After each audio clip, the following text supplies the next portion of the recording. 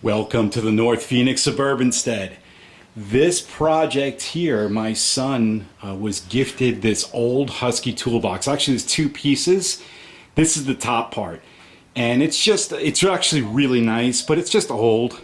Needs some work on it. There's a tremendous amount of grime and paint and grease on here. We've got a few things that we need to address. And we're just going to go ahead and clean it up.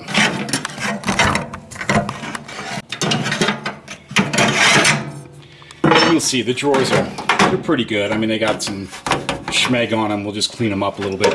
Anyway, just looking to clean this up so we can get it in a little bit better of a usable format. We're probably going to, I don't know, maybe we'll strip the paint. We'll see how